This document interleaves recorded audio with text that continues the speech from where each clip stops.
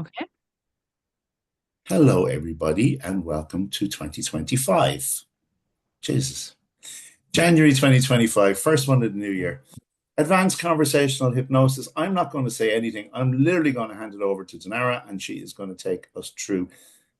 But about you first, and then you're going to take us through the presentation because you have a slide there. Okay. Yeah, cool. Hi, everyone.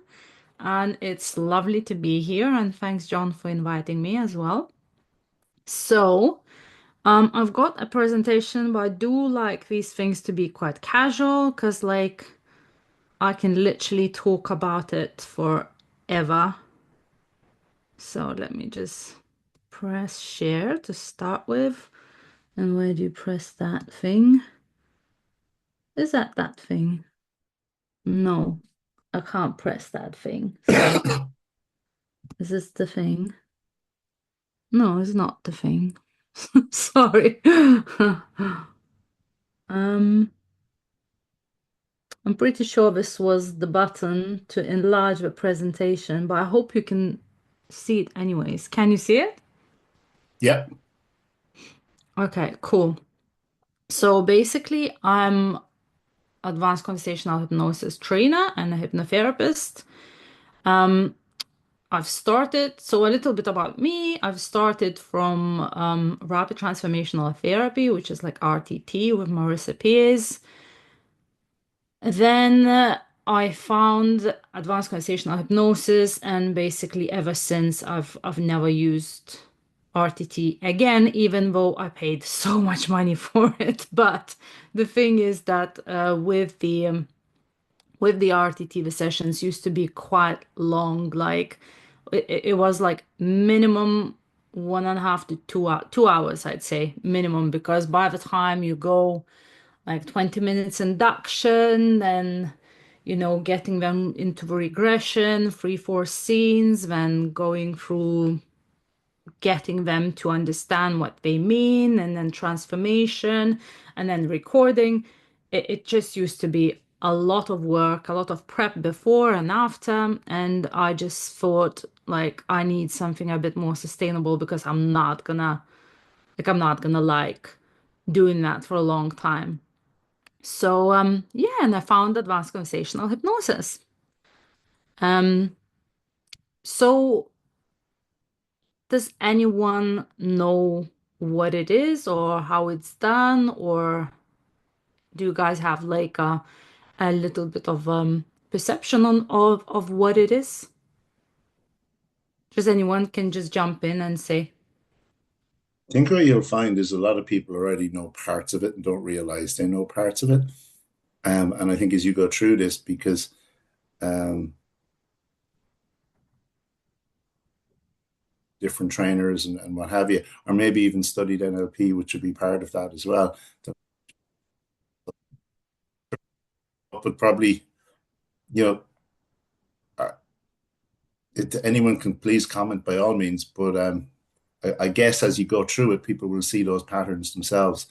Um, okay, okay, cool. So yeah, so what is advanced conversational hypnosis, and why it is really so really great tool to have in your toolbox is so to start with, it's to me it's the most organic and natural method of hypnosis. It's as close as you can get to Erickson. Basically, this is the way like I see it.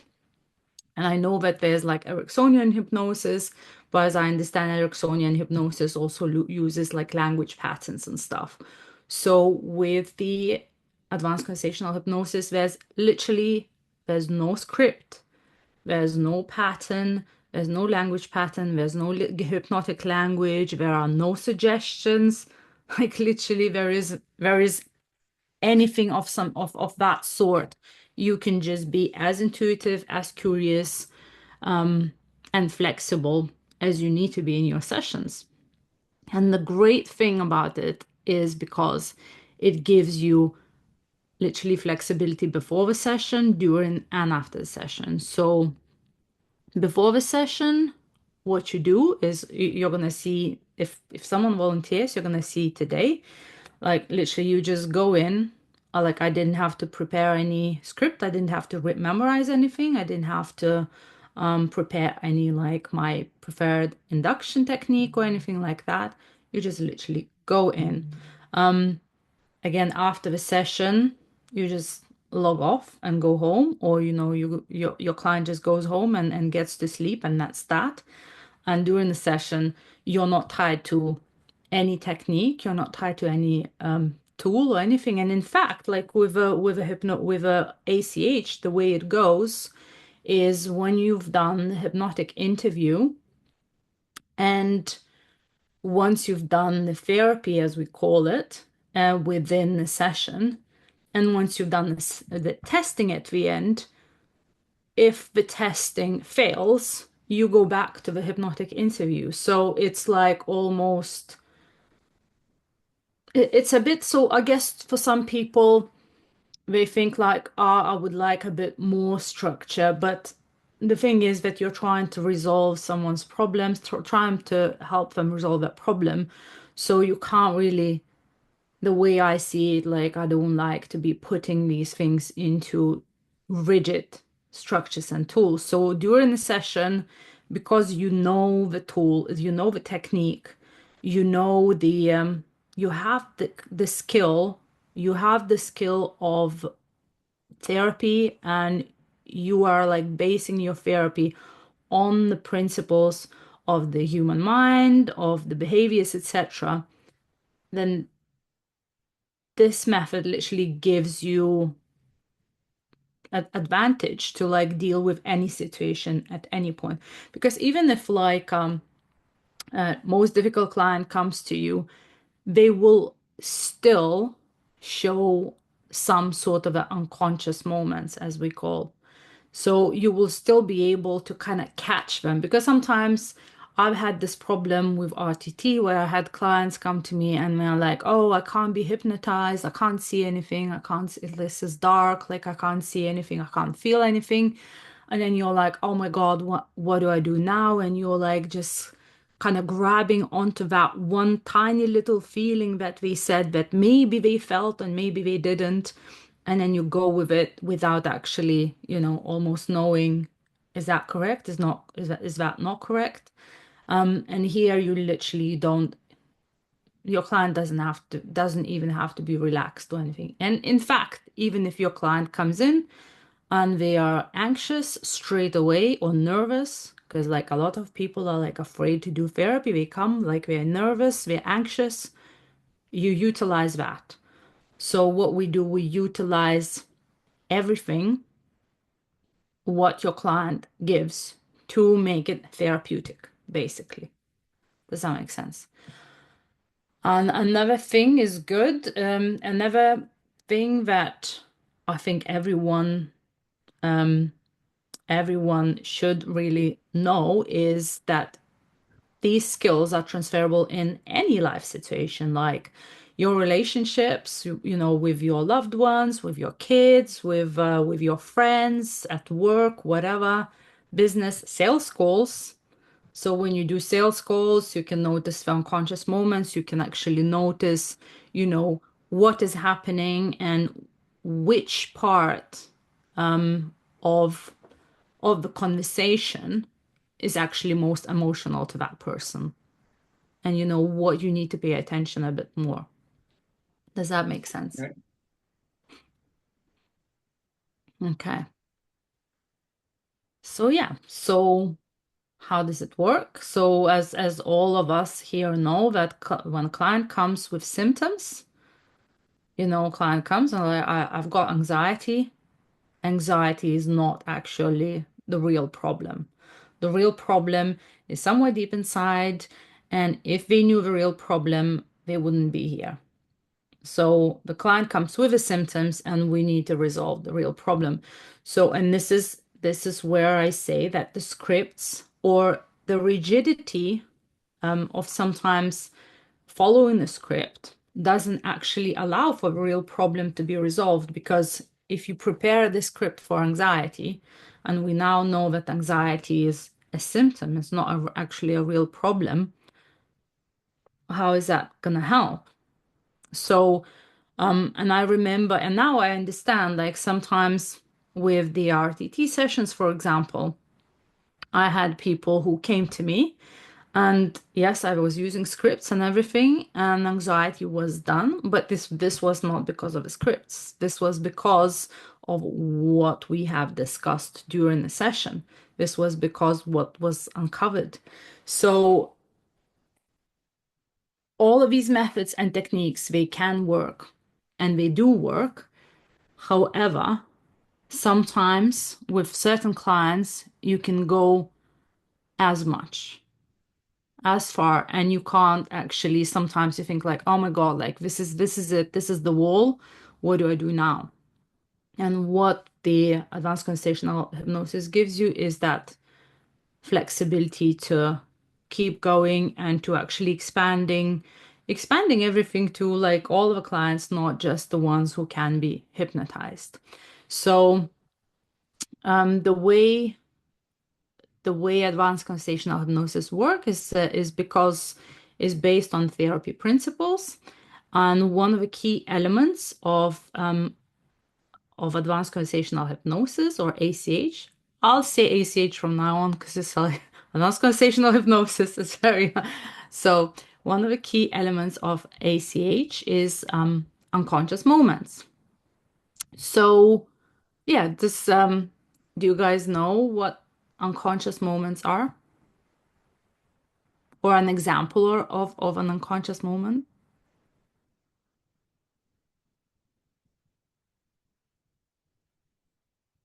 Anyone?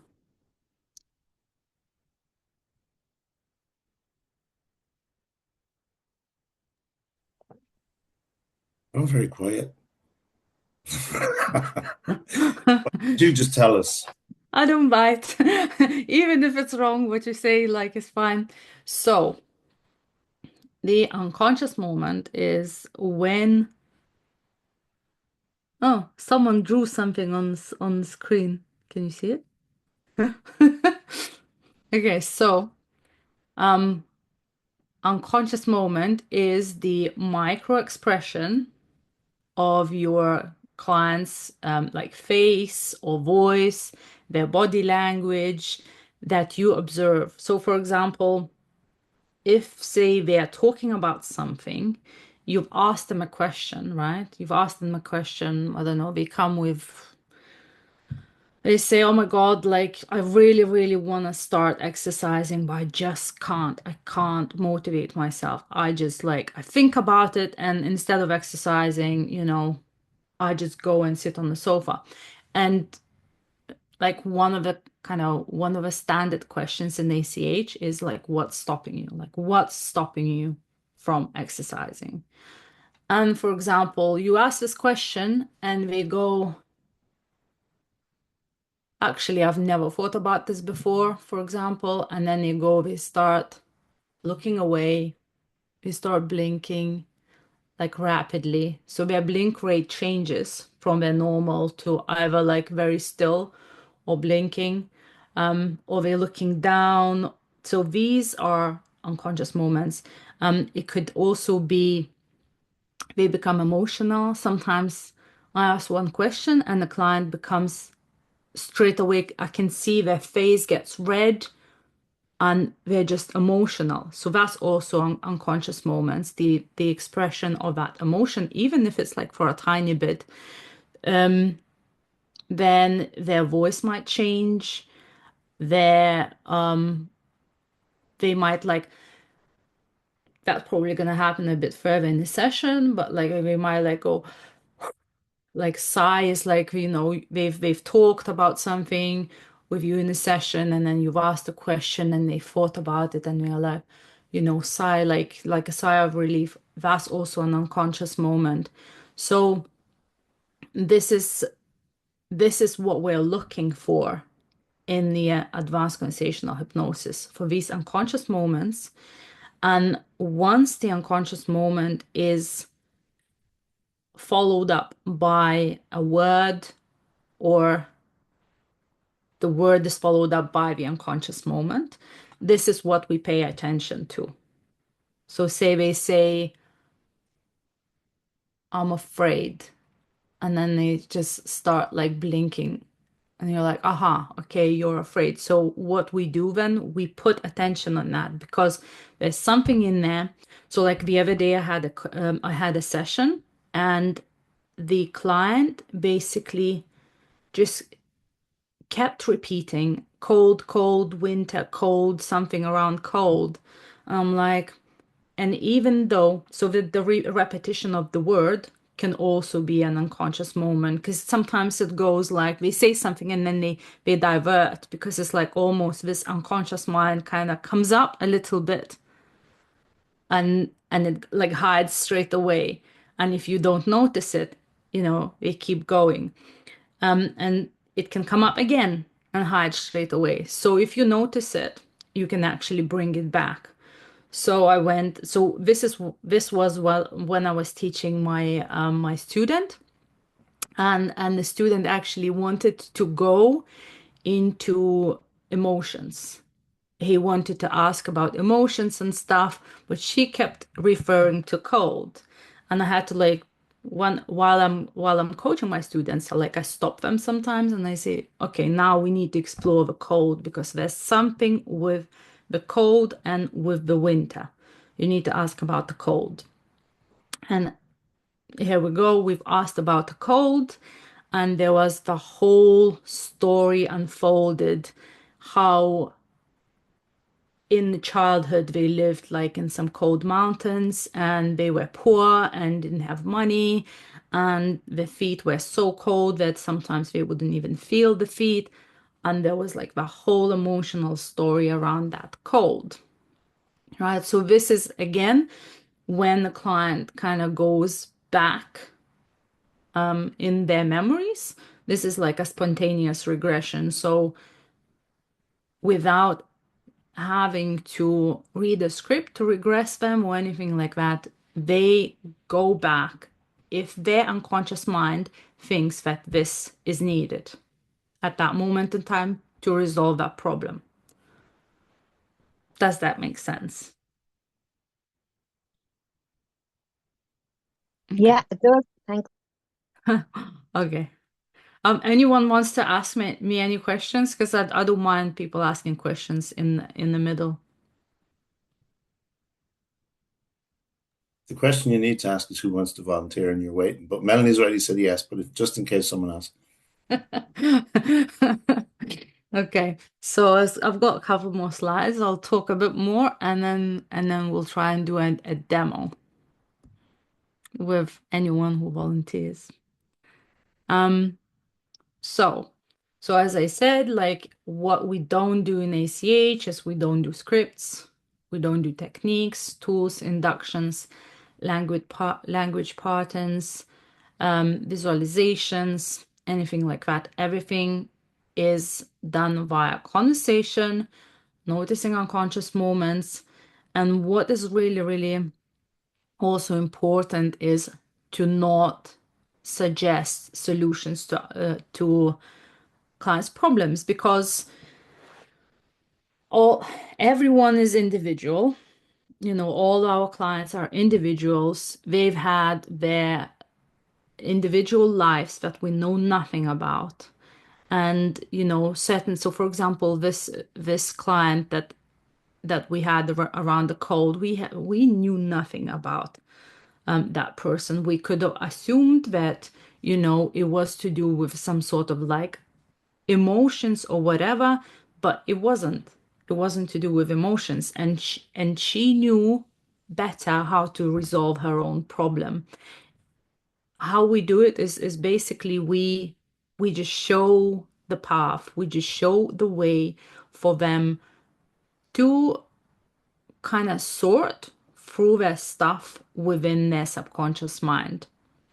So it's almost, yeah. So sorry. So around like not suggesting a solution for our clients, because our solution can be like, I don't know, someone came with anxiety and we think their solution should be relax more, you know.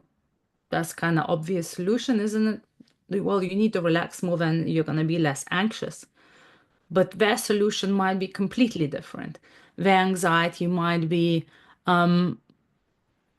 caused by their partner who's like a bit abusive and we don't know about it. I had that sort of client as well that they came for anxiety. She was literally waking up in the morning and shaking from anxiety, shaking physically. Her body was shaking. And after a couple of sessions, basically she said, "Oh, I've left my partner." I'm like, "Oh, that's interesting. We haven't even talked about the partner." She's like, "Yeah, I've realized after our sessions that he was a bit abusive and this was causing me a lot of anxiety." And I'm like, "Oh, okay." So that was that solution for her, which obviously, it's a good solution because if the partner is abusive, it's obviously leaving them is the best solution for them. But I didn't even know. And the problem wasn't even in the relationship. And she thought that her anxiety was from somewhere else. And she's done like all sorts of different things. And this is how sometimes, even when the client doesn't actually tell you all of their life story, they will still resolve their problem the way it's the best for them. And also, the same way, we don't create suggestions or metaphors. We don't say like, someone comes with a smoking. We don't say, "Oh, you're not a smoker now. You're not a smoker." If, for example, their whole identity is being a smoker, it's all around that. So for them to become a non-smoker, their subconscious needs to actually agree that this is a positive and good change for them. And in order to agree, this is what we're doing. We're doing a conversation we're having a conversation with their subconscious mind, convincing the subconscious mind through questions and through noticing it appearance through unconscious moments that actually the change, whatever the change it is that client wants, can be good for them. So yeah, and also we don't guide clients to come up with metaphors as well, because sometimes also metaphors you have to distinguish between metaphors because sometimes they can be very conscious. So say if the client comes to you and says, "Oh," and you ask about the problem, and they are like, "Oh, like, oh, everything's so hard. It feels like this wall is here. I'm trying to move it and I can't." And you see, they just kind of repeating the same thing that they've actually said that to themselves before or to other people or whatever. That became very much of a conscious metaphor. So unless your client comes up, like unless your client within ACH comes up with their own metaphor, I'm not suggesting any other metaphors to them. Once they come up with their own metaphor, then you can kind of can repeat it back to them. So this is one of the other methods that we use within ACH. Okay, so before demonstration, I just want to say a couple more things as well, is like what we actually also, what is very important within ACH is to be super curious about your client, about their problem, and to basically follow unconscious movements, but also follow your intuition and follow ask the question that no one wants to ask, basically. If you think like, sometimes, should I ask this? Will I sound rude? You're not gonna sound rude because the only reason you're asking the questions that no one else wants to ask is to help them to resolve that problem, basically. So if we have a volunteer, I can do a demonstration. So just, yeah, bring a real problem and bring a small problem that you don't mind sharing with everyone, because obviously, yeah. And then we'll see where it goes. I don't promise we're gonna resolve the problem here. This is only for demonstration purposes. I might stop and point if it's helpful for everyone, I might stop at some points and point out some unconscious moments, but also that might mean that a person might snap out and stuff like that. So yeah, is well, does anyone want to try this out? Who's the volunteer?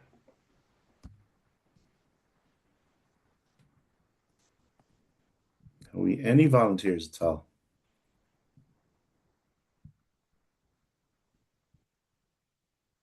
There, Nicola, Ooh. where are you? What? Right, Nicola, where are you? Here. Ah, there you go. I'm going to get out of the way then. I'm going to mute myself. And Cool. John, can you pin Nicolette to the screen so then people can observe her as well? Then if they see the unconscious moments and stuff, if I can point out as well, it's gonna be a bit better. you're asking me a technical question now. I think if you And could, yes, yeah. there you go.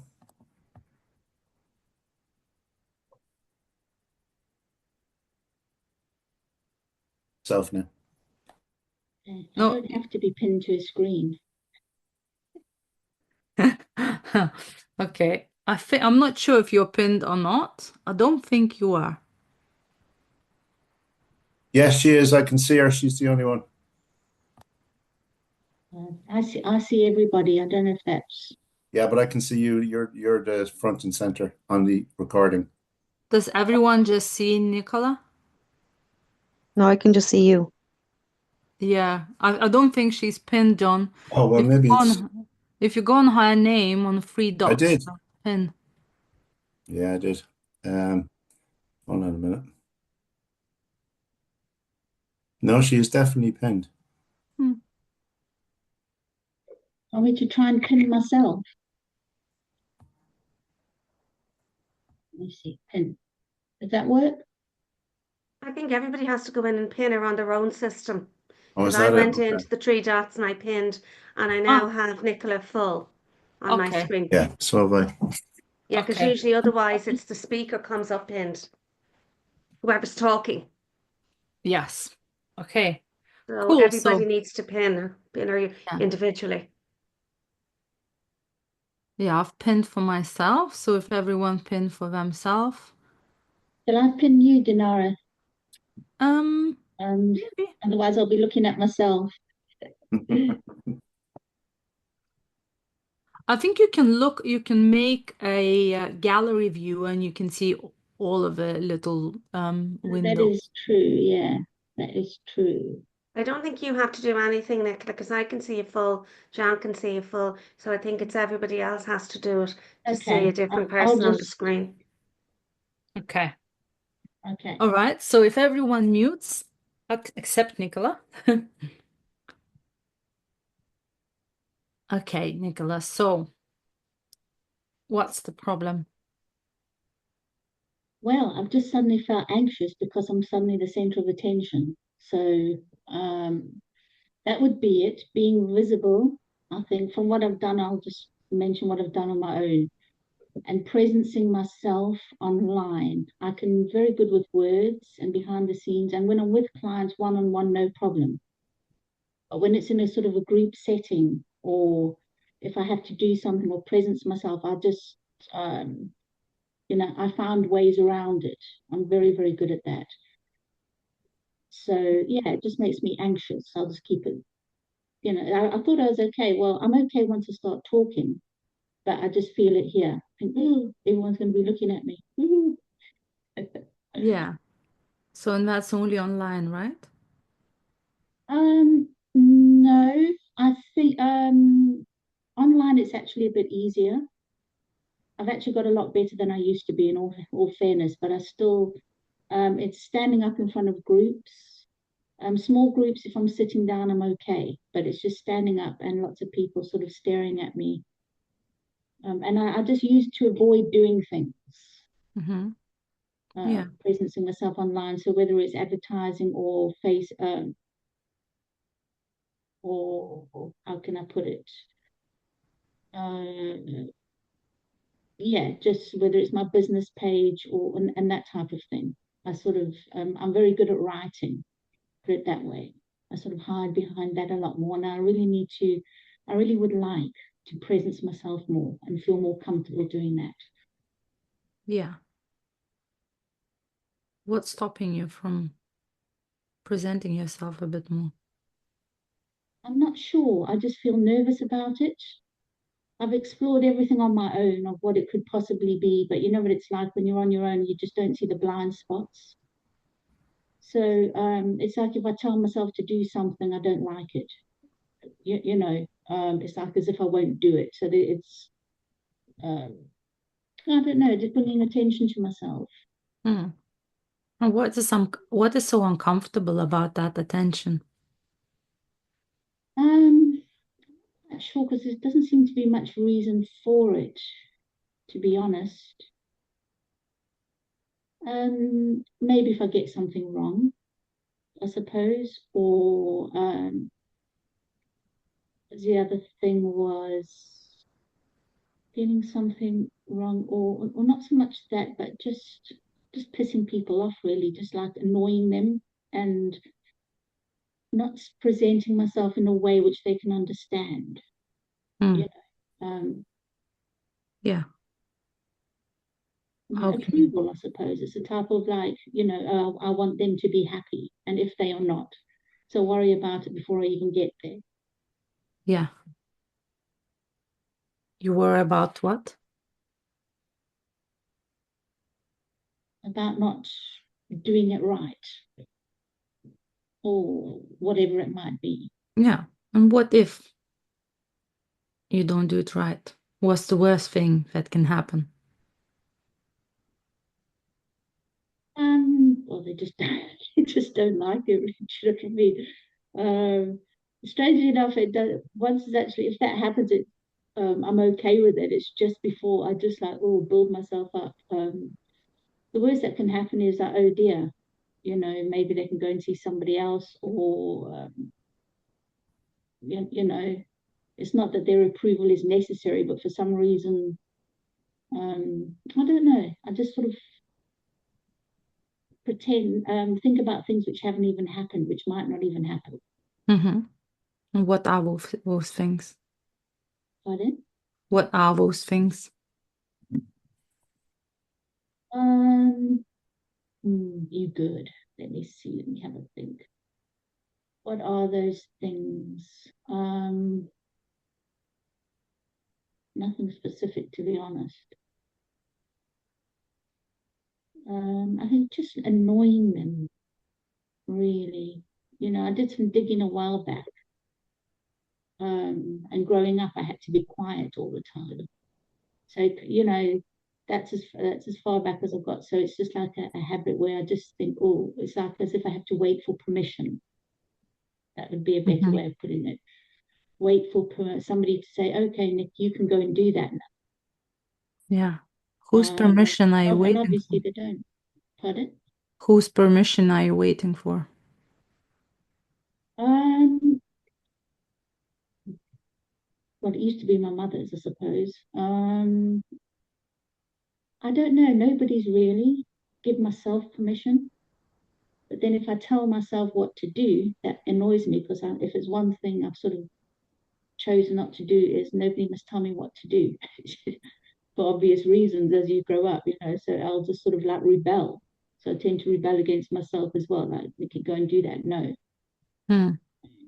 Yeah. So you used to rebel in childhood then? No, that's the thing I didn't really. It was just easier to keep quiet.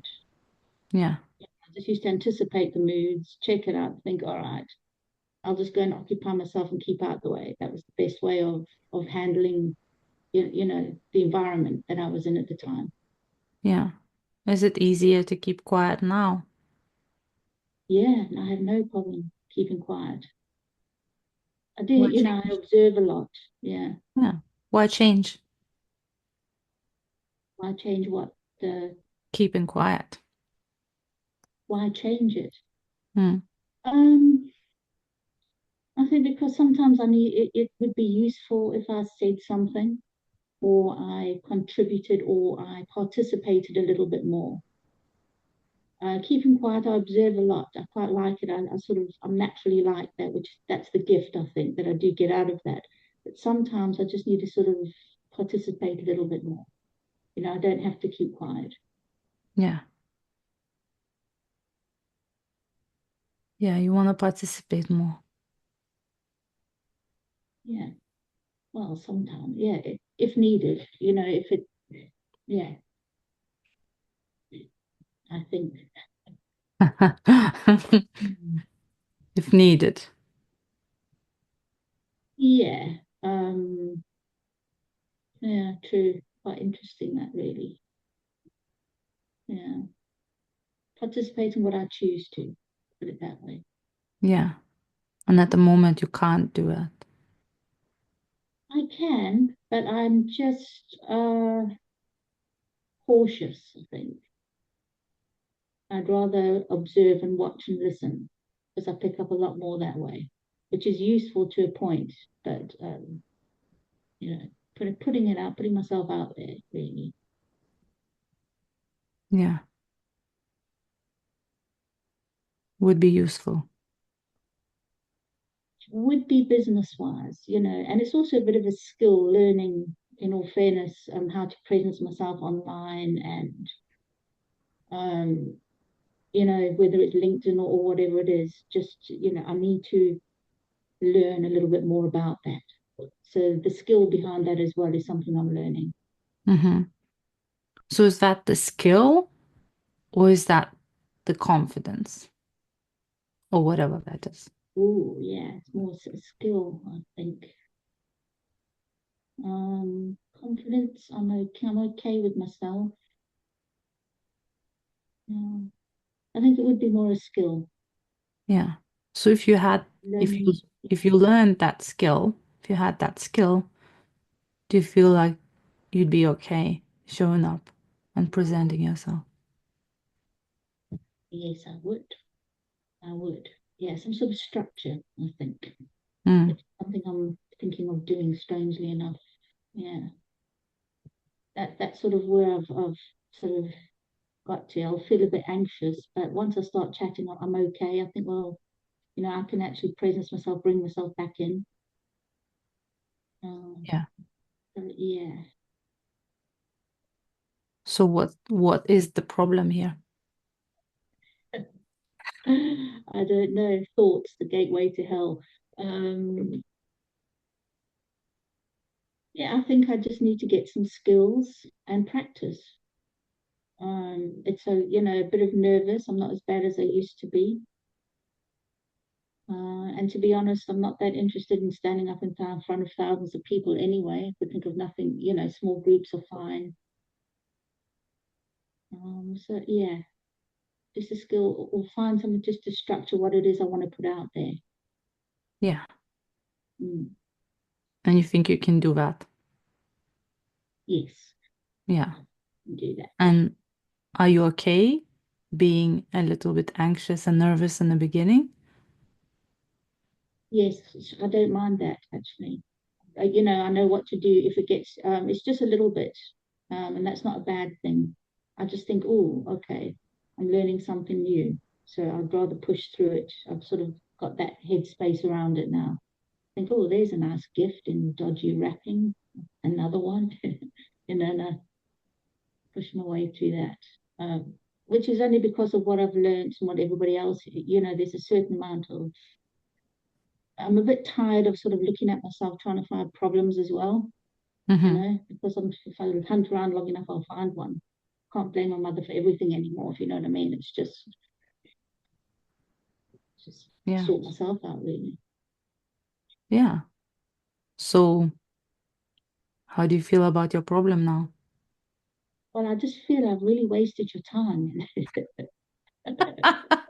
I'm sorry, it made me say.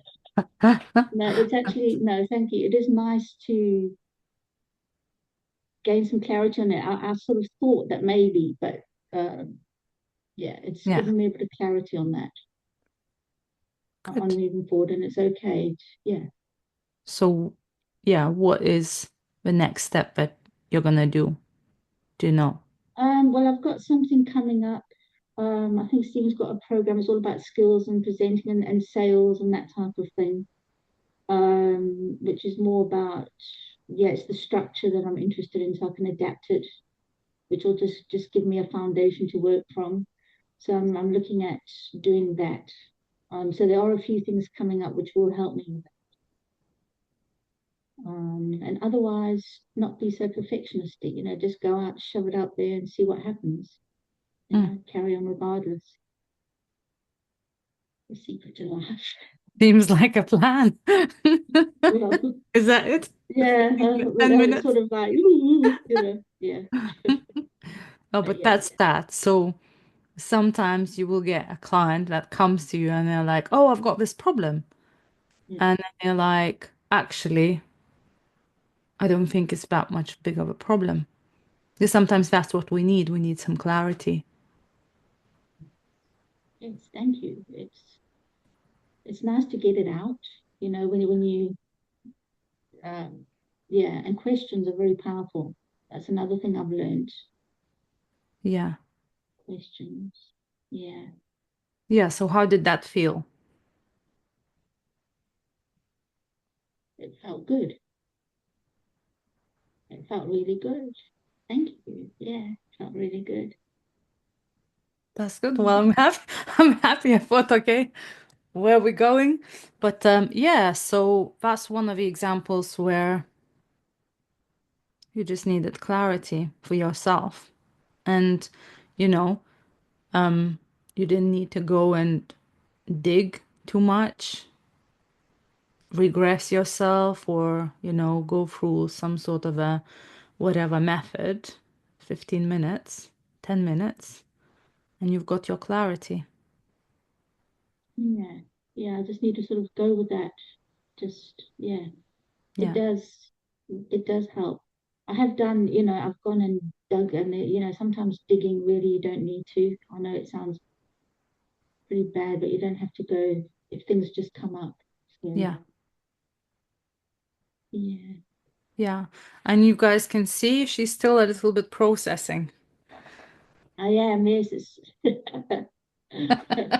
like, Yeah, she's like, oh, how is this? is that one of those What's unconscious examples? yeah. Okay. So because we didn't go too much deep, obviously. Um, but there was still some processing going on. I don't know if anyone noticed the more blinking, and so it's when the person goes inwards. Have you noticed? Yeah, yeah. She's still thinking. So nothing in here is going to be a suggestion. It's still processing, and there is a processing time. So then you might get like some new ideas, whatever insights come up in the next day or two. That also could happen because even within even within the sessions where you have where the person doesn't seem like they are going too deep or whatever, and you just have like an open eye conversation. Because I also had conversational hypnosis sessions where people go so deep and they close their eyes. And I had one guy like 45 minutes trancing out with closed eyes. I don't know what he was sorting out, but he came out, felt better, amazing. But sometimes you have people and they never close their eyes, and you just have a conversation, and at the end they're like, I know what I have to do. I feel better. Hmm. I could close my eyes and you could just take me on a nice little, you know. So here we go. Anyone has any questions?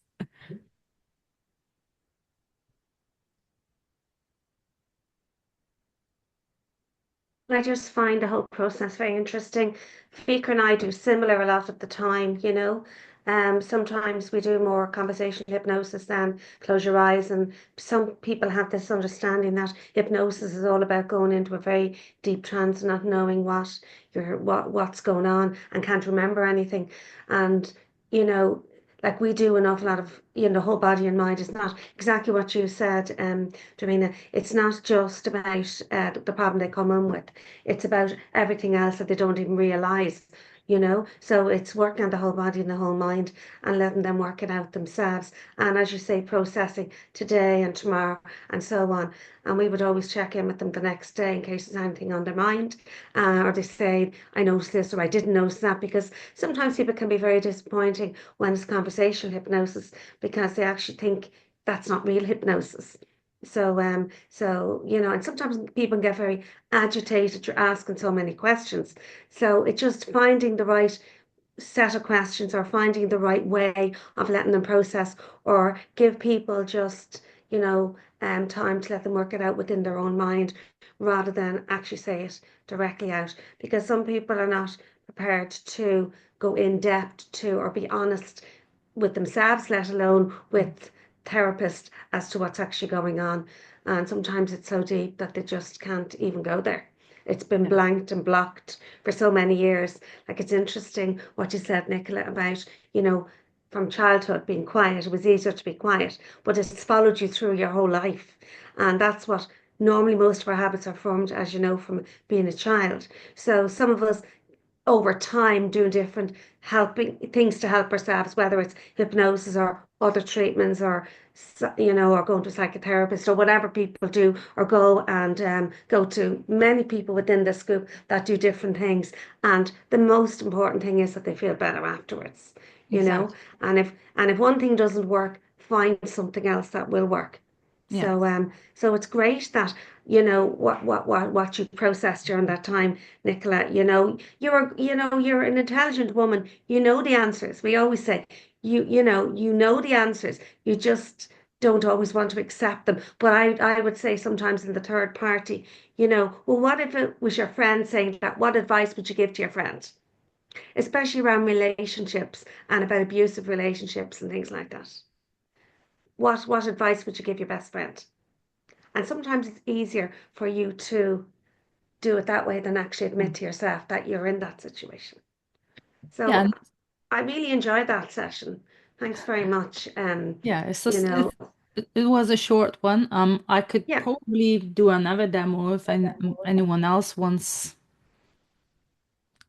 to give it a go and see what they want to uncover if they have like a tiny problem.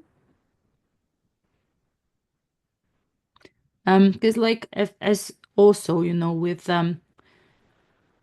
ACH, what we have to do also, we have to stay away from assumptions, because like another therapist might have gone down the road. All right, she's been quiet all her life. Now let's make her louder. Let it means she's shy. Let's remove the shyness or whatever that is. But that's not what she needed. She doesn't want to become someone else. She doesn't have a problem. She just wanted to clarify for herself, actually feeling a little bit anxious and a little bit nervous before I go and present something is okay. It's actually quite normal. And once I start talking, actually, I'm fine. And I just need to have the skill. And okay, so I'm just gonna learn a bit more about this, and I'll be off. That's fine. And this is her solution. This is not my solution. I didn't know that. I didn't know what was happening, like, what exactly she's gonna come up with. But that's her solution. And in the end, if you heard I've asked the question, are you okay with being a little bit anxious in the beginning, to then, you know, keep going? She said, yeah, I'm fine. This is like normal, because you have to ask, because maybe that's the problem. Maybe she wants to like completely be not anxious. But this is that even possible? Like, even I came here and I know you guys are very friendly and everything, and I spoke to John. I still was tiny bit anxious before this presentation. It's normal. I think it's normal, and I'm not shy. Like in present, I like presenting things. I'm teaching things, so I like teaching and I like presenting. But I'm still before every single like lesson that I'm teaching, even with my students, I'm a tiny bit anxious. That's fine.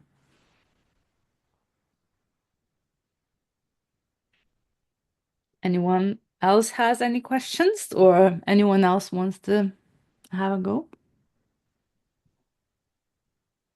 I'm just reading some of the comments there. Just one of them, she says alone a lot. No, no, when you picked that up, I presume you did. Um, she's saying alone and on Oh, her okay. own quite a lot. So language is obviously important.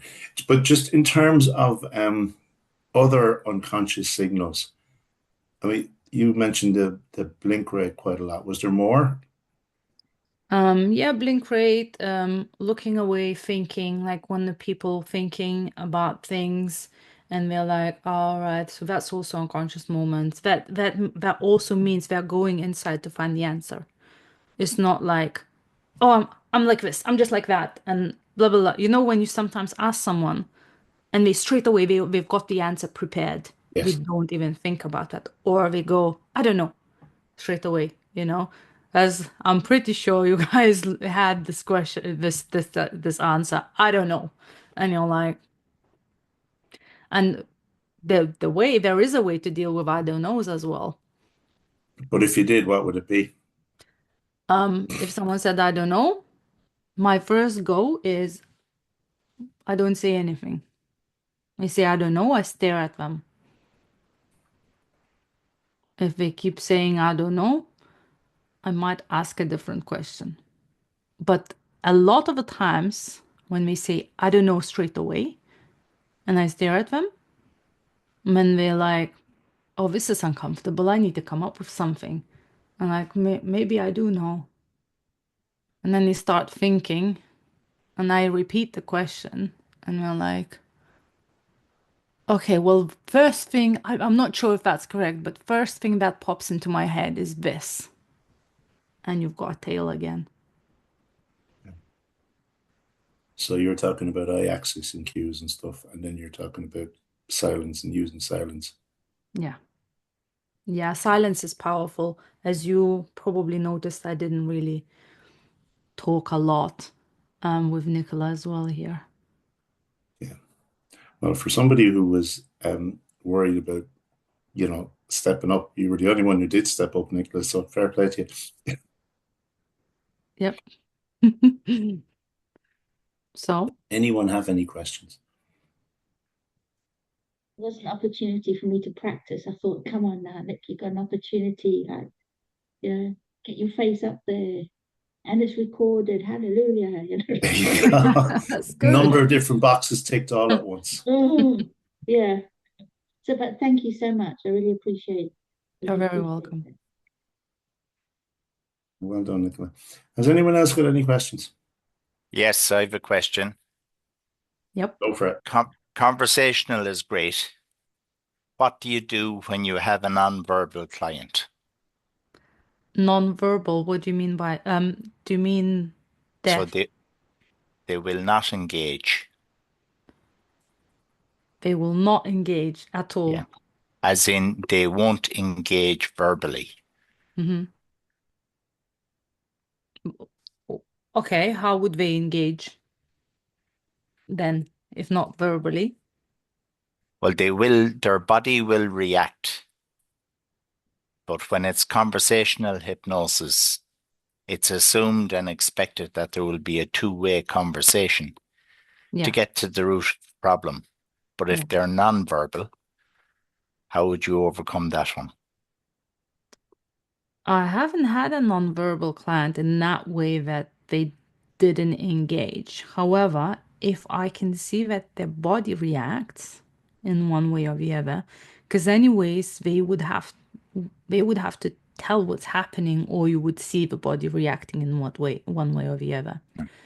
I would just put attention on that body reaction. So, for example, if I see the skin color changes or they start, you know, doing this, swinging or whatever, I would point out to that and say, okay, so, what's happening now?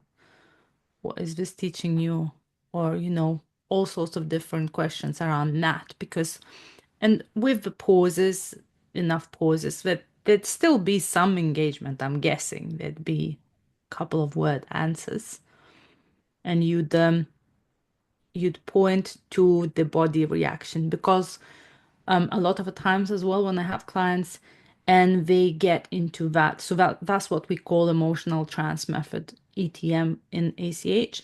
So once they get into that ETM, sometimes you talk, they get into the ETM, you point it out, the ETM goes through, it finishes when the body doesn't react in that way anymore. And then they come out and you say, how are you feeling now? And they're like, I think I can do this. I don't have a problem anymore. So this is how I would be dealing with that. But again, it depends on every situation. Does that make sense? Yes, thank you. Yeah. How do you deal with that? Well, it's a huge problem. Mm, And you have to go to a different modality if they're completely non-verbal. yeah. Yeah. Suggest now, because that's obviously not my speciality.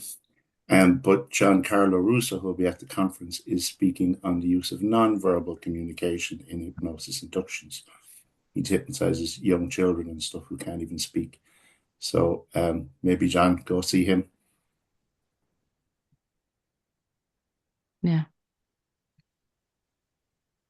That's an interesting topic by itself as well. Yeah, it's going to be a fascinating topic. Mm. Hi, Thanks, Dinara. John. Hiya. That was wonderful. Thank you very much. I'm just curious, your line of questioning, what guides you? Is it curiosity? Is it problem solving? Is it exploration? So what's the kind of guide for you in terms of what you ask next? So I'd say I'm starting from exploration Hmm. and then curiosity. Okay. And then like especially when the session goes a bit longer, then it just becomes really interesting, because sometimes you just go around all the corners of 10 problems that they might have. And then these 10 problems, they are all kind of related, and you kind of resolve tiny little bits of every problem.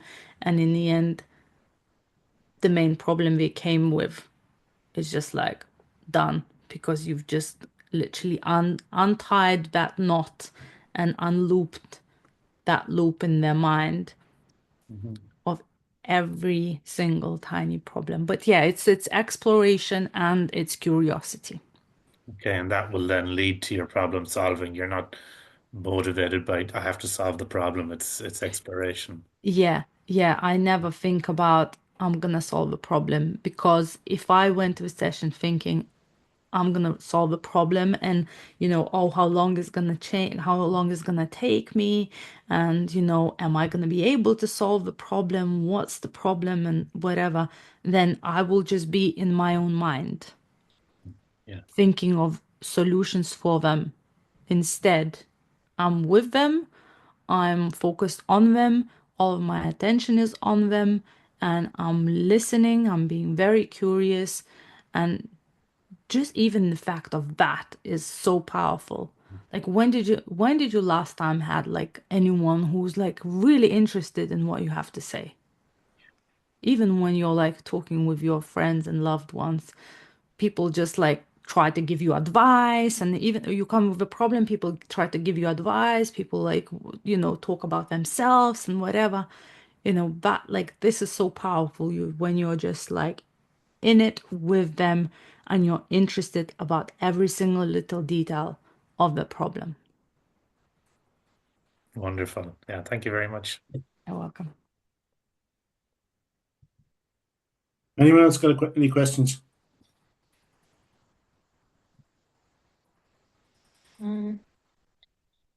Dinara, something just came up. It's like, why would anybody be interested in what I have to say?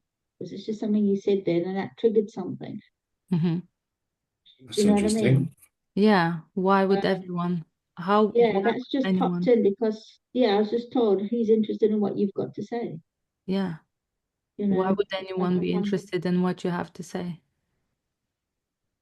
right? So is that you're asking for yourself? Well, yeah, that just came up. It's just something that was said to me quite a lot, which is very interesting. You know, like you say, things are popping up. So I just thought, Yeah. yeah. Yeah. So I'm asking you this question now. Oh, Yeah. Why do you think anyone will be interested in what you have to say? why do I think they would be? Or Yeah. because I have ways of sharing how to feel better. Mm. Is that important? Yeah, it was for me. I've learned a lot from that, and what I've learned, well, here and there works. So Yeah. yeah. So it had to be, you know, it had to be something useful. Yeah. Yeah, I Is think. that going to be important to them, to other people? Yeah. For those that don't want to feel the way they're feeling anymore, yes. Yeah. For those who this is relevant for, isn't it? Yeah, yeah, yeah. Anyway, sorry, that's just you got my mind whirring Oh, away. that's fun. And we've ACH'd So straight thank you. away. I just thought that, yeah. Really good, actually. You wanted to do a second demonstration, so you got started into it again. Yeah, we're like, come on. It's funny, actually, because my first question would have been, why wouldn't anyone want to listen to you? Whereas you just went, why would they? Yeah. What's the difference? Yeah. So the difference is that this is the question she asked herself. So you're mirroring her question. Yeah. Because otherwise you're kind of trying to convince her that there's gonna, well, why wouldn't they? And Like, she's already said she doesn't want to be convinced about anything. She wants to make up her own mind. yeah. Thank you for sharing that. Very welcome. Okay. Dinara, you mentioned RTT and you Mhm. were less than impressed, I think. So What's the major difference? I loved learning it. I absolutely loved learning it. Like, oh, it was just because it was something where I was like, oh my God, this is it and this is that. And it has so many good resources. Like the whole course has like a lot of good resources. But once I started doing it, I was like, I was finding myself like, oh, I have to write this script again, the transformation. Like, oh, I can't be bothered. Or like at the end, like, oh, now I've had like a 2 hour session. I'm already tired. I have to do like edit my recording and then audio and send it to them. And then, you meet them after a week. They're like, yes, yes, yes, I've listened to it every day. You meet them after 2 weeks and they're like, well, I haven't listened to recording a lot. And, obviously, it's like, oh, what's the point? So, and then you kind of like get there and you're like, oh, I want something that I can just come in and use my skill and don't have to remember anything. I don't have to remember the steps. I don't have to remember to tell them to, breathe in, breathe out 3 times and then go down the steps and then don't have to remember when to click, all of that. I had to learn to click. I still know how to. I didn't even know how to click. I had to learn. So yeah. Well, John, hi Dinara. So, all I'm thinking is like, from a marketing point of view, I know you're training as an ACH trainer and stuff, but you did say that you're a hypnotherapist. So, as hypnotherapists, I feel that our clients expect hypnosis, and I know like hypnosis takes many forms, and it is conversational. And I know a lot of our work gets done in our Yeah. pre-talk, as we call it. But I'm just wondering if you present yourself as a hypnotherapist, like how do you market that? Like, so I'm thinking from my point of view, I'm a hypnotherapist, so people come to me, they expect hypnosis. They Yeah. think hypnosis is something that we all know it's not. But do you ever come up against things that you find Like, I mean, I know sometimes my work is done and then I nearly feel obliged to do a bit of hypnosis because that's what they paid for. But I could have sent them home, you know what I mean, before the hypnosis. So how do you combat that? Or like, what do you call yourself?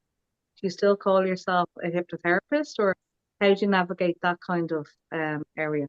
Yeah. So at the moment, the training is my main gig.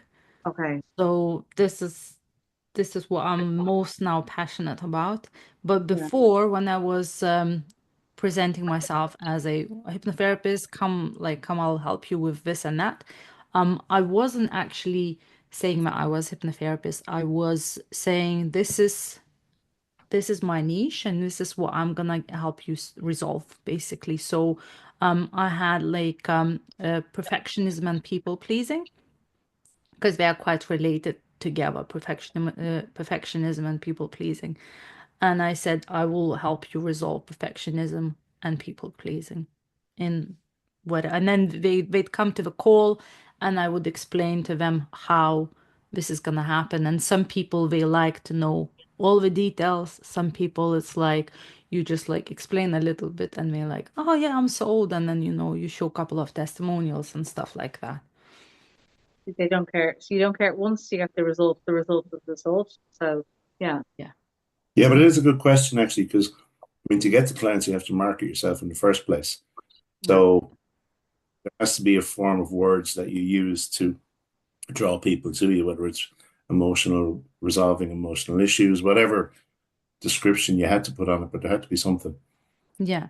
I did mention hypnosis once or twice, but like I wasn't saying that this is all that I do or whatever, like, Mm, so yeah. And then when they'd come to me, I'd say this is the cutting edge hypnosis, this is package it different. that. Yeah, I'd just say it differently. I'd say it's cutting edge. I'd say it's the it's not the traditional one. And so I would tell them what it actually is. Gotcha. Yeah.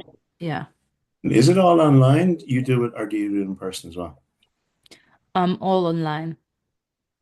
Yeah. So you see all the reactions from the face then more so than any other part of the body. Yeah, yeah. So if there's something happening with legs, whatever, I wouldn't see, I don't but you see it. would, Yeah. if you have someone in person, you would see the legs and everything as well. And you have clients that are nervous and playing with hands and stuff. So that's another one, another unconscious moment. If anyone has ever or hasn't seen Lie to Me, the TV series from about 7 or 8 years ago, it's really worth watching. Even if you just watch the start of it, it's based on micro expressions that are built into people's faces. And there's universal micro expressions, but it's it's based on a book based on science that was done in the 60s, and it's so accurate. Where little micro expressions that you're not even aware of consciously that you're making, and little flips in the lip or the way your eyes move, or there's universal signals that are no matter where in the world you are. And I think there's about 7 universal ones, but then there's localized ones as well. So it's definitely worth watching. Yeah. It's super interesting, these things to me as well. There's like also like profiling and the way they Mm. do. All that part of that, yeah. Yeah. Yeah. But it's useful for therapists because they can see people's reactions. Yeah.